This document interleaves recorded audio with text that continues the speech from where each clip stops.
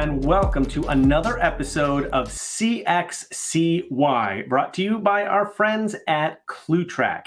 My name is Dan Gingiss, the Experience Maker, and I'm going to be your host for episode 6, where we're going to talk about yet another fascinating industry, one that I'll bet you have a relationship with to some degree. It is the quick service restaurant industry.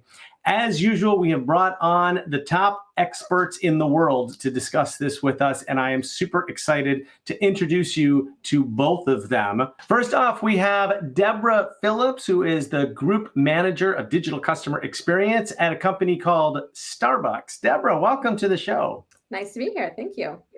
Tell us a little bit about yourself. Well, I work on creating digital experiences and physical experiences for customers. My background is I received my MBA from Cornell, where I really focused on human-centered design. And before that, I came from a really unusual background. I came from the performing arts and the nonprofit sector. So I bring a unique perspective to what it means to think about empathizing with our customers. I love it. And although this is a subject of a different show, I would imagine that actually comes in handy more often than people think. That background probably helps you a lot with your job. Also on the show here today is an old friend of mine from back at our days in McDonald's. Today, he is the corporate chef for Foodology by Univar Solutions. His name is Chef Mike Haracz. How are you, Mike? I'm fantastic. How about yourself? I am great, and it's always fun to talk with you.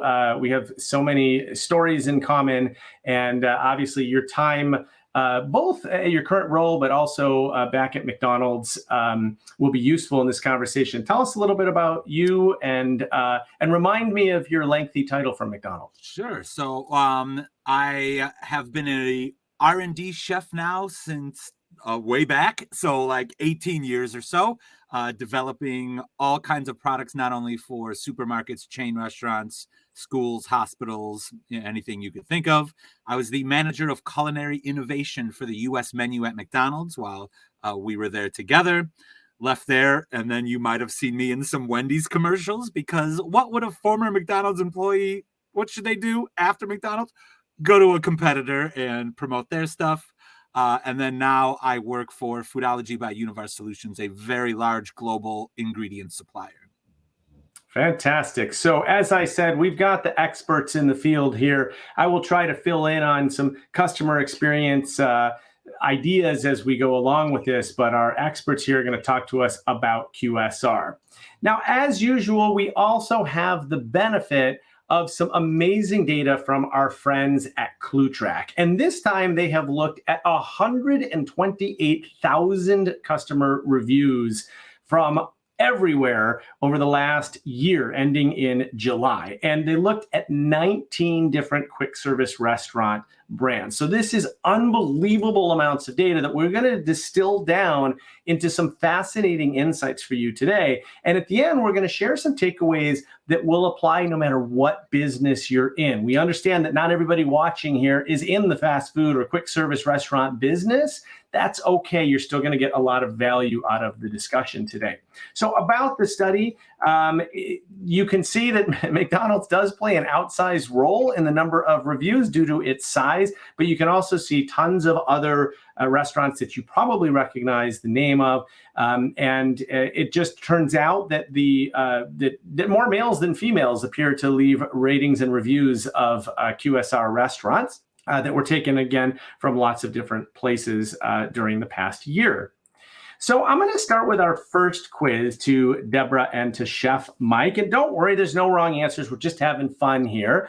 But if we asked you why people love quick service restaurants, what is the one thing that causes them to leave a positive review most often? Now, I'm going to give you 6 choices, and you may have noticed, because you guys are both pretty smart, that these are in alphabetical order so as not to tip our hat at our hand at all. And so the choices are ambiance, the app interface, convenience, experience, food quality, and staff behavior. And because this is a little bit tricky, I'm going to let you pick 2 of them to double your chances of being right. Deborah, Start us off. What do you think? Well, in terms of my guess for why they would leave a positive review, staff behavior jumps out. And then experience. I think the number one reason they go to a quick service restaurant is probably convenience, but I think that's table stakes. So I'm going to guess that they aren't leaving a positive review based on experience. Awesome. I love that insight. How about you, Chef Mike? I would absolutely agree. I was going to say that experience is probably the number one reason. So it might have been, I usually have an average experience, but this time it was fantastic, whether it's the food or staff behavior. But again, the actual reason, when not polled, the real reason is probably convenience, a reason why they're actually going there in the first place. I think it's fascinating you guys chose this. When I published my book last year called The Experience Maker, I interviewed Chef Stephanie Izar, the Iron Chef. And I asked her, because she's an entrepreneur and she owns a whole bunch of restaurants, I asked her if she had a pie chart and she could divide it between quality of food and quality of experience, how would she divide it in terms of the importance to a successful restaurant? I fully expected that the chef in her was going to take over from the entrepreneur in her, and she was going to tell me 80-20 food or something like that. She said 50-50, which I thought was really impressive coming from somebody like her. And so I hear you on what you guys were saying. I think it may surprise you to see that convenience did show up first, and food quality is still right up there. And so I think that 50-50 thing is probably pretty close. So we see that the main category drivers in order overall were convenience, food quality, and then experience, and then the other two. And interestingly enough, male, female, there wasn't a huge difference. Females tend to be looking for a food variety a little bit more than males. So quickly, Chef Mike, does this kind of fit in with what you were saying? Any surprises here? No, I think, pretty consistent that there are a lot of reasons why anyone would choose a QSR restaurant.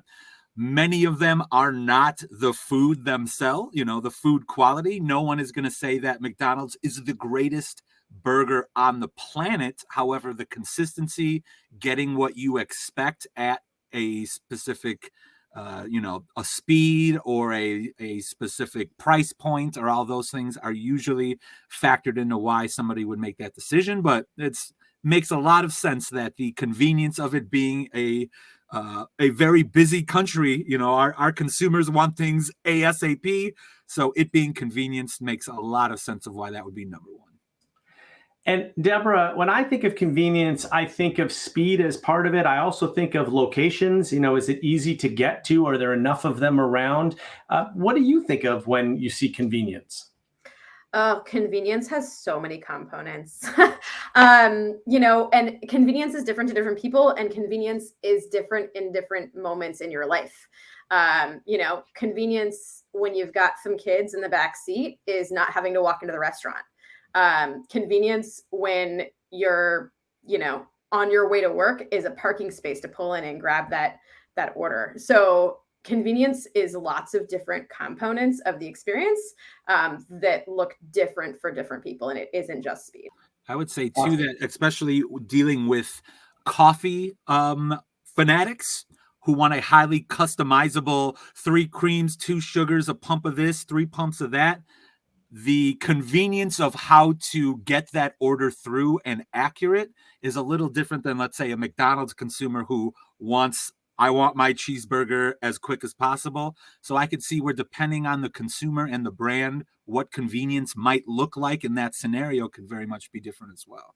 Please go ahead, Deborah. I was thinking when you were talking, Mike, about food quality, how it seems like a lot of the rising stars in the QSR space are rising stars because of food quality, right? People go to Chick-fil-A because they love the chicken sandwiches. Shake Shack, similar. It's like this is a burger I'm going to go seek out. And so I think it's interesting to think about the QSR space being created by speed and convenience and being differentiated in terms of food quality. Absolutely. Absolutely. Yes, I definitely agree. I think, I heard one person say at some point, I heard them say that you can have amazing food, but if the service is terrible, people probably aren't coming back. And if you have amazing service and the food is terrible, they're not coming back either. So you still have to have a little bit of both. But I think it's really interesting. You're right, Deborah, that we're starting to see some that are trying to stand out on the food side, and hopefully the rest of it follows. All right, we are going to jump, as we always do, to a couple of verbatims to see exactly what customers are saying. And I want to remind our viewers, we don't edit these for grammar or spelling or punctuation or anything, because we want you to see exactly what people are saying. So I'm just going to read the first one because they're a little bit longer here, but super user-friendly, stores all of your previous order information and makes it simple as can be. So that's clearly about the mobile app. Love mobile order curbside. So I think this falls into convenience as well. Ease of access, customizations, deals at your fingertips. So I think a lot of people, whether they're using an app or they're coming in, this is what convenience looks like when you ask customers. And it is interesting, of course, that we called out convenience and app as two different things, but you hear now that that as the customers look at it, there is a lot more overlap. So we had some fun with positivity. Now we are going to go to what really irks customers. What gets them mad enough to go on to Google or Yelp and say, I had a bad experience? Once again, we have put them in alphabetical order to make it a little bit more difficult. We've got app issues, missing orders, ordering experience, ordering methods, price, and waiting time. So this time I'm going to have Mike guess first, because I had Deborah guess first last time. This is very tricky, because if that makes you really want to go out of your way to fix the issue, I would say a waiting time, just because whatever brand, or establishment you're going to, you kind of have an expectation of how fast it should be. So when that takes way too long, usually some folks get enraged by that. It's like the opposite of convenience, right? Correct. I'm here for convenience, and now I have to wait. That defeats the purpose. I would say maybe the ordering experience. So when you're interacting with another person or human, who then their personality comes back at you, and however you digest that, I think maybe those two would be the big drivers there.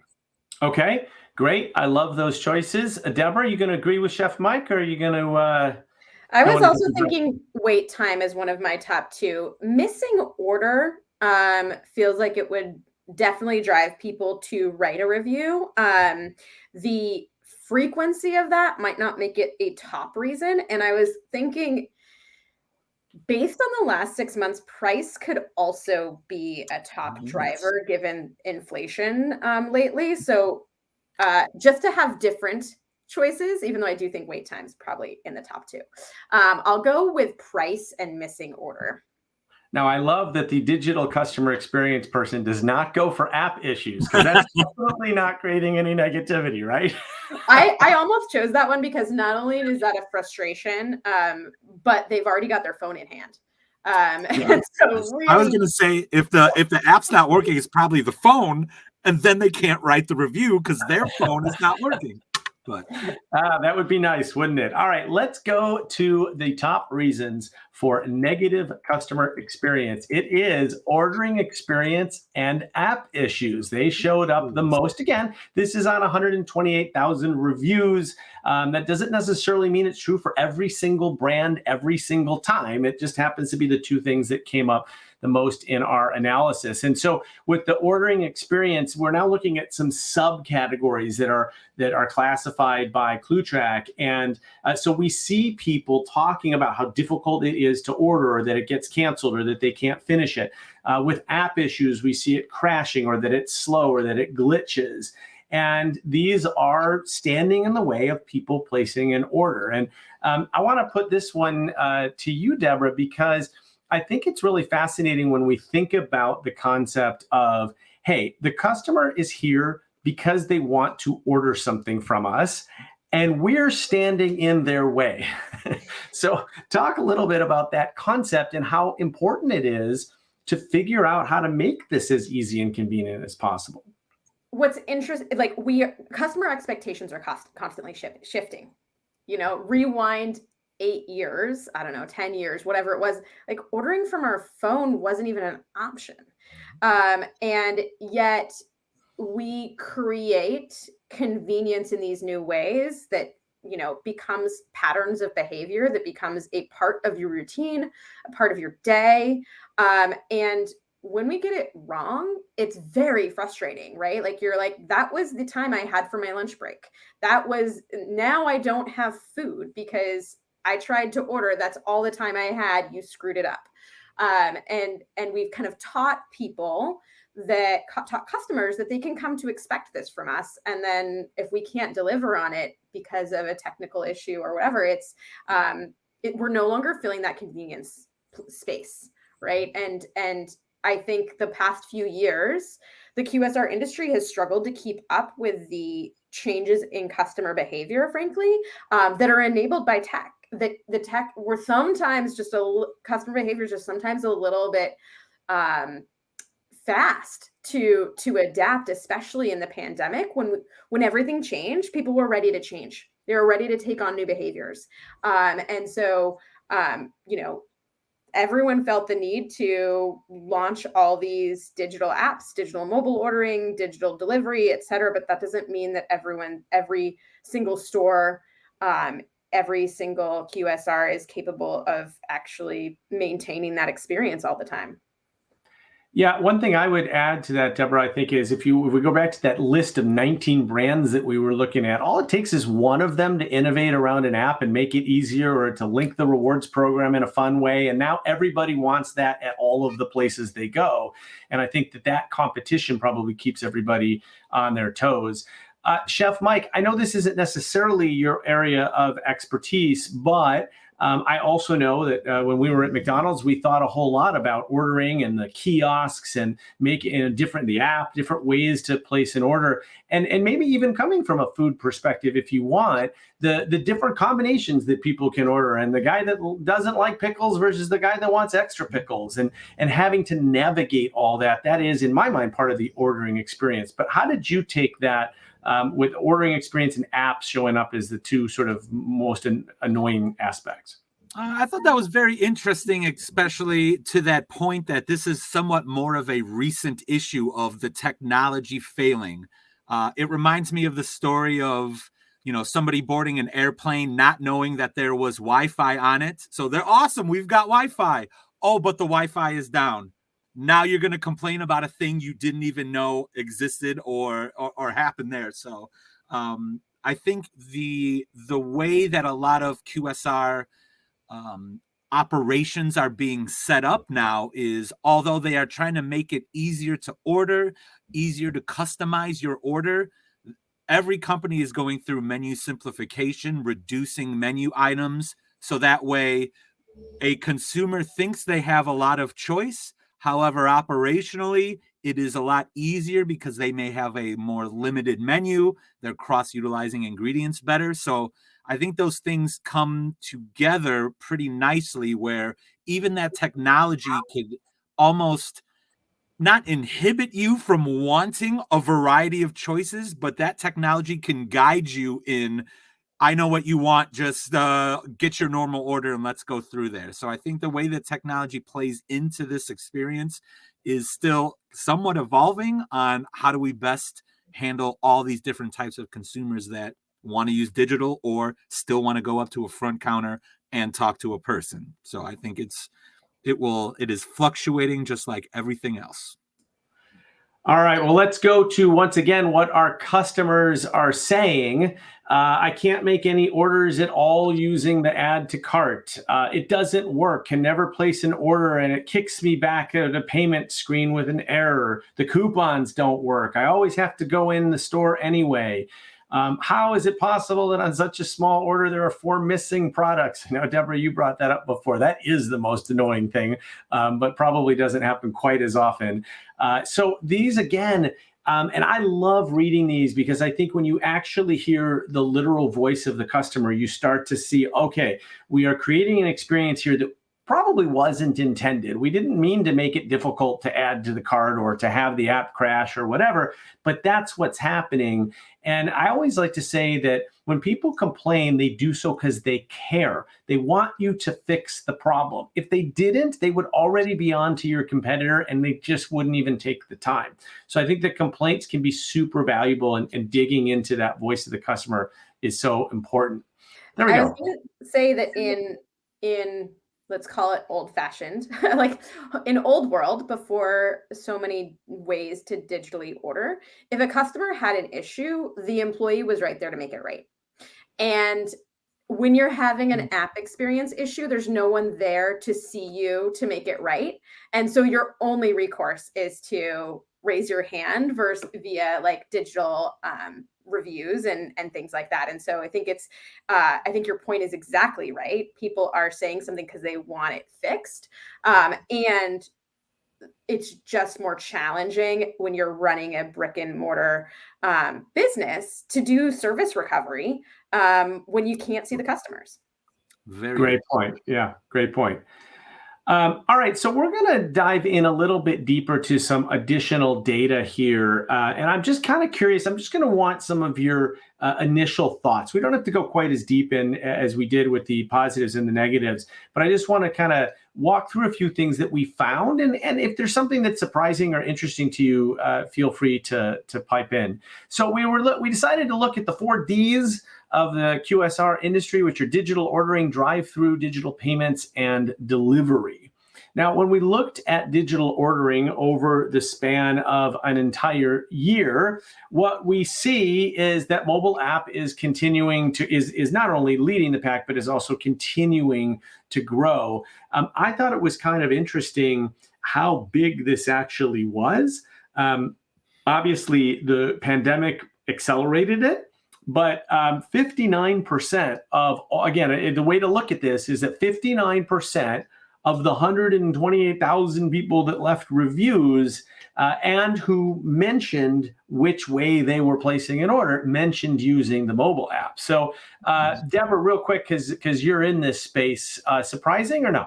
Yeah, that's interesting and surprising. I do not think that mobile app is the primary, like it doesn't make up almost 60% of orders in the category. I'm quite confident in that. And so it's very interesting that when people do mention how they're ordering, it comes up more frequently, which might go to the previous data around app issues and ordering experience being and it seemed like a lot of the quotes were around digital ordering experience were some of the biggest frustrations that customers were having. It's an interesting point too, that those who use a mobile app to order are probably a little more tech savvy than most and can easily complain about the issue versus somebody who walks in and now has to call the phone number on the bottom of their receipt or whatever it might be.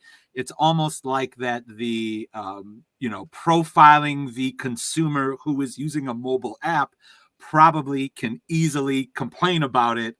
And that's why those numbers are skewed in that way, which is actually very interesting.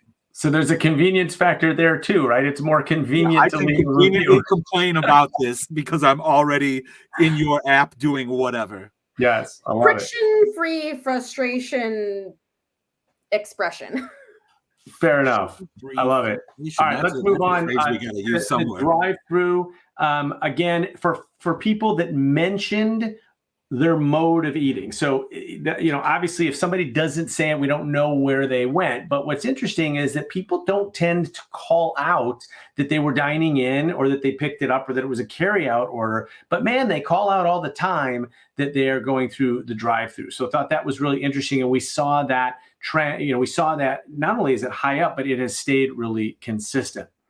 If we go to digital payments, we start to see a little bit of a choppier chart here, which I think is kind of interesting. Now, we asked them, or we took from the data which digital payment provider they were using. And I think, it's not a huge surprise to me, at least, that Apple Pay would show up really high.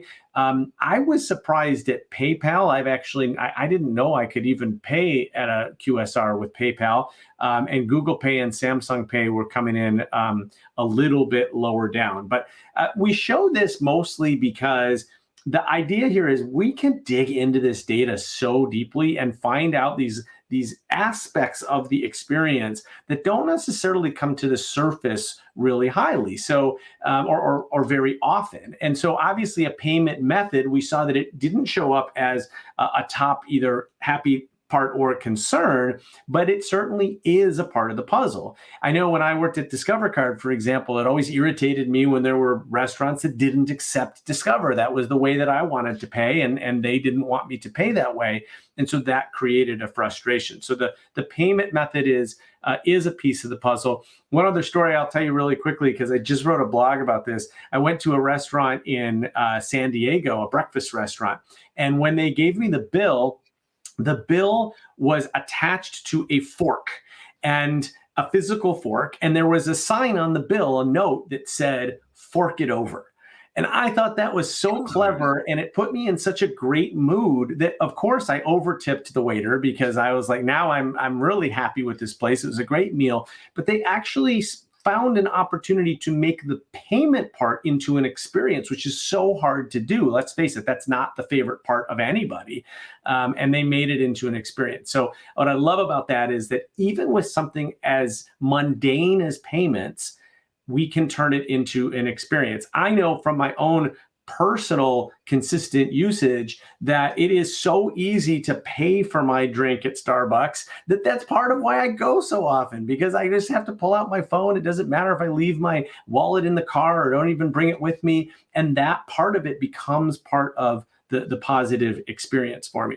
And we're going to go to delivery. What we saw is that delivery, not surprising, has moved up quite a bit in the last couple of years. DoorDash seems to be the main leader here. Again, I think the only surprising part was how much of a lead it had on absolutely everybody else. But certainly delivery has become a big part of the experience. So now I want to get into Chef Mike's area a little bit, because we also were able to pull in what is it that people are ordering when they are leaving reviews, positive or negative. And man, I had no idea that pizza was so popular. Mike? Mm-hmm. Yeah, I mean, pizza has been kind of the delivery food for quite a while now. They'll get it in 30 minutes or it's free. So that has been inherent a delivery type food item. A lot of the R&D and development process of those items are to make it deliverable. Over the last couple of years, with the rise of your Uber Eats, your DoorDashes, and things like that, a lot of these already established restaurants are trying to figure out how to get their food to travel better, because they are not developed necessarily for that mechanic. It's maybe this is good for once we make it and then 15 minutes. After that, not so great. So there is technology in packaging. Technology, I know Wendy's changed their French fry to be crispier longer, so that way through the delivery process, while consumers are probably eating your food 20 minutes later than when it was made, trying to make that experience better. So pizza, absolutely. It's always, even when it's kind of room temperature, it's still pretty good. Things like burgers and French fries, when those arrive old and stale, not nearly as great of an experience. So that kind of makes sense based on the history of our delivery food world here in the United States, at least. And Mike, I never thought I would say this, but Wendy's French fries are now superior to McDonald's French fries in every way, and their new recipe is unbelievable. So I'm a convert. And I would also fighting words. I think. Yeah, that's right. It seems like you've known each other a while. Are you sure? We know. Contrary to popular belief, Mike did not invent the McDonald's French fry. No, I didn't. I didn't really invent. Let's say, I mean, I invented a couple things, but, in this world, in that R&D world, somebody already had the idea 10 years ago. It wasn't the right time. Now's the right time for it. So it just kind of, the circle of product development life goes on. The other point I would just point out about pizza that I thought was interesting is that it is also the item that tends to take the longest to cook. And so when you sort of mix this with the convenience and speed that people are looking for, it's very interesting that it's remained very popular, even though, even if you go into a QSR that serves pizza, you're going to wait longer for that than you're going to wait for burger and fries. So interesting stuff. All right, when are people eating this stuff? We can also dig into the times. Again, when people leave reviews, we've got timestamps so we can really figure out what's going on here. I think this is not terribly surprising, but I'd love to know your guys' thoughts that burgers tend to be more popular in the lunch hour and pizza tends to be more popular for dinner or evening late night. And then we were also looking at other things like sandwiches and noodles, where it seems to be sandwiches or lunch, but noodles, that seems to be the place that we are, where it's a different kind of graph that I guess we like our noodles all the time. Deborah, anything pop out to you here? I think it's kind of cool that noodles are in the shoulder periods of the day. Like, not quite ready for lunch. I'm going to grab me some noodles. Oh, I forgot to eat lunch. Going to grab me some noodles. I think that's fascinating. Mike, what do you think? We people just carbon up for their next half marathon or what's going on? I guess so. I mean, sandwich makes sense. Like we were talking about before, I need something quick. Consumers assume a sandwich, it's going to take a minute, if not quicker, to make my sandwich and then give it to me. So I don't have to wait like pizza, sometimes like burgers. But I think with noodles too, there are ways to quickly prepare that for a customer. Pre-cooked noodles that just need to be reheated in boiling water, mixed with a sauce, ready to rock. So that's actually interesting for restaurants that do serve noodles. On that could be a lunch dinner kind of star for your restaurant. So yeah, that's very. You can cut this if it's boring, but I wonder if you're eating at an off time, if noodles are less embarrassing to eat in front of other people who may not be eating at that time. I don't know. You have a fork, right? Right. So if I'm like, shoot, it's 2:00. I haven't eaten lunch yet. I'm a little biased because this is my life. I'm on a video call or in person. And eating noodles is less than putting an entire burger in my face. In terms of the decorum, I wonder if that has something to do with it. That's an interesting point.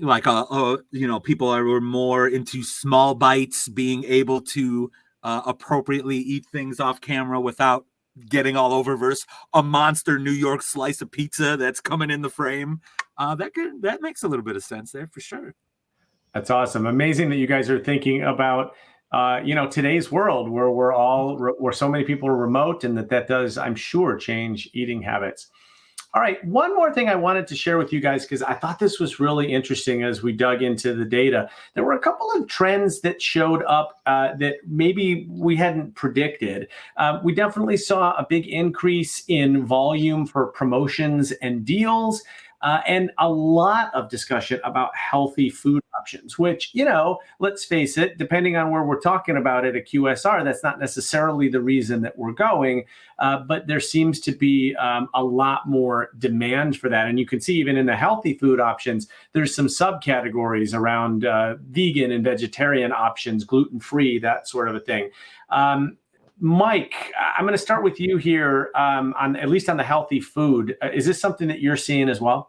Health food is very personal to the individual. What's healthy for one person who might love a paleo diet, who might have celiac and needs something gluten-free, it's a very personal thing. So healthy could also mean clean label, no artificial things. Healthy could mean low calorie, plant-based. So depending on the individual and what they define as healthy, that's certainly a thing.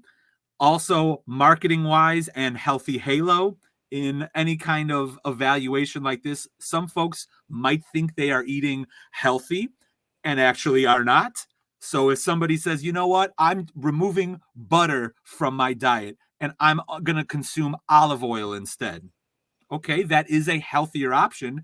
Caloric density, though, it is exactly the same. So if you're trying to lose fat, lose weight, that might not necessarily be the healthiest option for your goals. So again, it is depending on the consumer, what their definition of healthy is, and making sure that you as a restaurant have those kinds of options for whoever may want them. Love it. Great points, Mike. And I know you come at this with a huge level of expertise being a chef. Deborah, I want to ask you about the other one, which is about promotions and deals. And have you seen this more broadly as a trend, especially as there's so much easier to push out on a mobile app? You can target certain people. Not everybody gets the same promotion, or it could be based on usage habits, et cetera. Tell me about how you think about this from a digital CX perspective. I definitely see different channels. Like, for example, the delivery channel. There's a lot of promotions and deals. As the Uber Eats and DoorDashes and Grubhubs of the world are trying to get consumers into a new behavior, trying to get that behavior to be repeatable. It's things like that. There's definitely a lot of deals in that space. I definitely imagine that it's a bit channel specific. Like you said, there's some, marketing has changed as technology has changed. And I also wonder how things like an economy that's changing is playing a role in promotions. Yeah, fair enough, for sure. If we came back a year from now, it could be completely different, but that's why it's so important to always be looking at this. So as usual, we have some takeaways today for everybody, no matter where you work or what kind of industry you work in, but how the QSR industry might be able to help you at your company. The first is to capitalize on digital technology options. We talked a lot about ways to order, delivery, payment methods. This is all about technology. Even if you don't think you're a tech company, most of the time, technology is impacting the experience. Second is that speed and convenience are critical. I think that's true across the board, no matter what industry you're in. Consumers want fast and easy. Simple as that. That's what we want. Give it to us. And the third is to use data to get the full picture. And that's one of the reasons why we dug into some other, maybe not as central themes, but things that kind of surround the experience to give us a better picture overall of what causes people to have good and bad experiences. Deborah and Chef Mike, I want to thank you guys so much for being here. This was such an interesting conversation. I feel like we could talk for hours, and I really appreciate you sharing your expertise with our audience. Oh, my pleasure. It was a pleasure. Thank you. All right, another fantastic episode. Thank you so much for being here today as we explored the QSR industry. In future episodes, we're going to look at other industries and go wherever the data takes us. We're going to dig deep to bring you all of the takeaways that you can use in your business. I'm Dan Gingiss, the Experience Maker. Thanks again for being here for CXCY, brought to you by our friends at ClueTrack. We'll see you next time.